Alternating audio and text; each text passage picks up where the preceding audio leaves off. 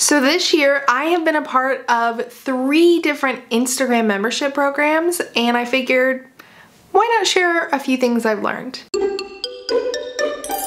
My name's Jess, and if you're new here, I'd love for you to subscribe. I post weekly videos for business owners like you to help you save time and look good online. Sometimes that means talking websites, sometimes it's talking social media, and today we're going to talk about what I've been learning about Instagram this year. Before we dive in, 2 quick things I want to clarify. No, I'm not sharing who the memberships are run by. That part doesn't matter.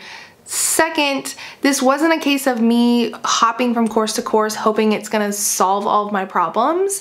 I like Instagram a lot, I like learning about Instagram, and I just like seeing different teaching styles. So it wasn't like anything was wrong with the different memberships. So the first big trend that I kept seeing over and over is stories matter.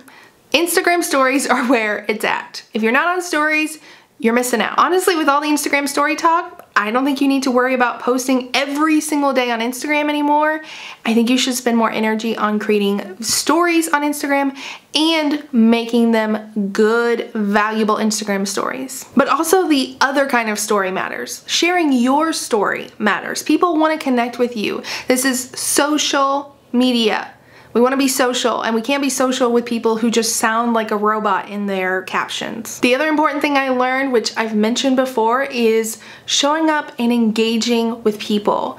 Not just when people comment on your post, but spend time going and engaging with people who are potential ideal clients. I mean, yes, also comment and respond to people who engage with you, but instead of spending so much time trying to post every single day, spend that time showing up in stories and engaging with potential ideal clients. I literally got a client last month because she posted a recipe on Instagram and I commented and asked a question about it, and then she DM'd me and hired me.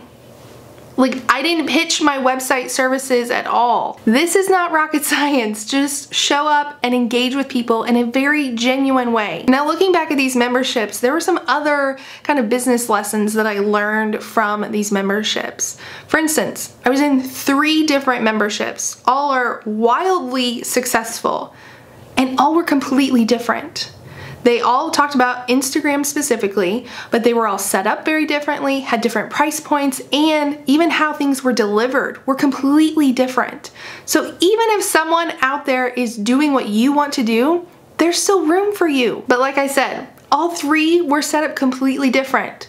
One had a members area with resources. One had a course area with a few resources. One didn't have a resources area or even a Facebook group. So if everyone is doing it a certain way and you hate doing it that way, that's totally fine. Do it your own way. What I want to know is if you are loving or hating Instagram these days. If you're loving it, be sure and check out these videos for more tips on Instagram. If you enjoyed this video, be sure and give it a thumbs up, and I will see y'all next time.